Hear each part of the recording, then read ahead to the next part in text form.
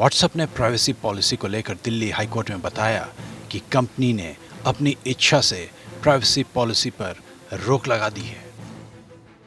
WhatsApp ने high court में यह भी बताया कि कंपनी अब ग्राहकों को नई प्राइवेसी पॉलिसी चुनने के लिए मजबूर नहीं करेगी जब तक कि डेटा प्रोटेक्शन बिल लागू नहीं हो जाता। साथ ही व्हाट्सएप ने कहा कि प्राइवेसी पॉलिसी नहीं मानने वाले ग्राहकों पर अब किसी तरह का बैन नहीं लगाया जाएगा। हाईकोर्ट ने व्हाट्सएप से पूछा कि आपके खिलाफ आरोप लगाया गया है कि आप डेटा जमा कर दूसरे को देना चाहते हैं, लेकिन ये आप दूसरी पार्टी की सहमति के बिना नहीं कर सकते। कोर्ट ने कहा यह आरोप भी है कि भारत के लिए आपके पास एक अलग पैमाना है। क्या भारत और यूरोप के लिए आपकी अलग अलग नीति है? इस पर व्हाट्सएप ने कहा कि हमने प्रतिबद्धता जताई है कि संसद से कानून आने तक हम कुछ नहीं करेंगे।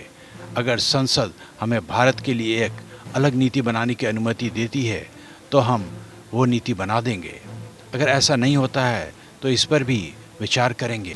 व्हाट्सएप ने कहा कि अगर संसद हमें डाटा साझा करने की अनुमति देती है तो CCI कुछ नहीं कर सकती।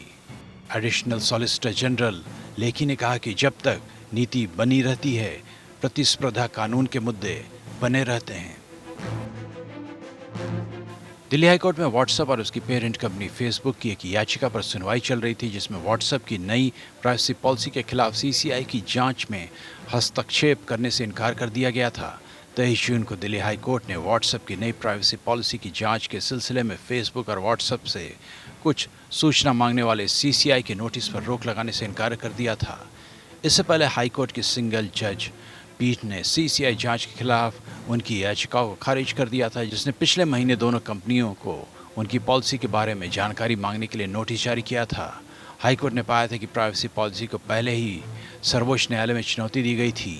पिछले महीने केंद्र ने दिल्ली उच्च न्यायालय को बताया था कि व्हाट्सएप व्यक्तिगत डाटा संरक्षण विधेयक के कानून बनाने से पहले उपयोगकर्ताओं को नई नीति स्वीकार करने के लिए मजबूर करने की कोशिश कर रहा था। Bureau report.